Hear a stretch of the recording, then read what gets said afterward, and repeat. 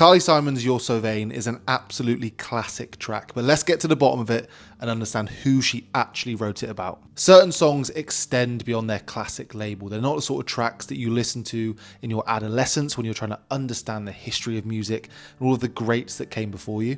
No, these tracks feel like they've existed long before that, almost like pillars of cultural influence that sit subconsciously in your brain, and one of those songs is undoubtedly Carly Simon's You're So Vain.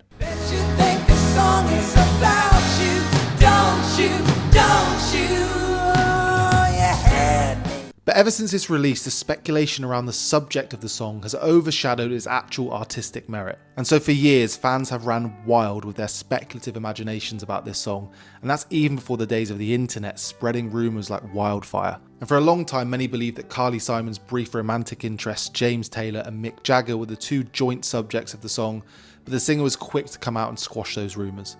It's definitely not about James, although James suspected that it might be about him because he's very vain, Simon once said, diffusing the rumours which were born from a very direct reference in her song. With the lyrics, "Then you flew your Learjet up to Nova Scotia," fans thought they had joined the dots before Simon explained he had the unfortunate experience of taking a jet up to Nova Scotia after I'd written the song.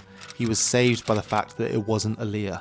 As for Jagger, the mere fact that he shared a romance with Carly Simon, as well as being one of music's all-time narcissists, meant that fans were sure it had to be him. But once again, Simon quickly quelled those rumours both in her book and in a 1983 interview with the Washington Post. But Simon surely couldn't have helped but raise a wry smile when she saw fans speculating that he was the man in question, given the fact that he is also credited as providing backing vocals on this song. Yep, if you listen closely to the track, and more specifically the chorus, you'll hear Mick Jagger's backing vocals in the background, providing that almost ethereal edge to the track. And so the story goes that Carly Simon was recording her track in Trident Studios in Soho in London when the Rolling Stones frontman popped his head in to say hello. Jagger then reportedly showed curiosity in the song, which was also being recorded by Harry Nilsson at the time, and then Simon asked him if he wanted to jump in and provide some backing vocals. He swiftly accepted, and then Harry Nilsson gave up his role as the backing singer after seeing how effective Jagger's performance was on the final track.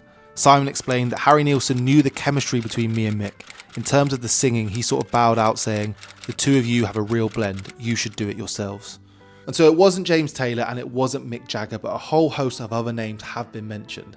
David Geffen, Chris Christopherson, Jack Nicholson, Cat Stevens, John Travolta and Sean Connery have all had their names thrown into the ring.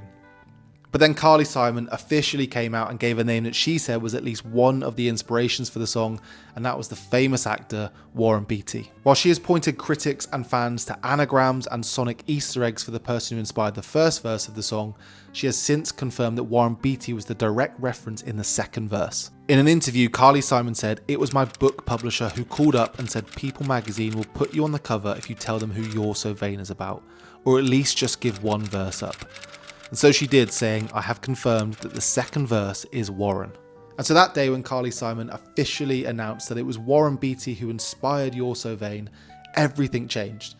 For some it was a jubilant day because their curiosity could finally rest, whereas for others the charming allure of never knowing the truth had been lost with the confirmation. Regardless of where you stand though, you can't argue with Carly Simon's judgment call of Warren Beatty being a narcissist. As she claimed, Warren thinks the whole thing is about him. A true narcissist.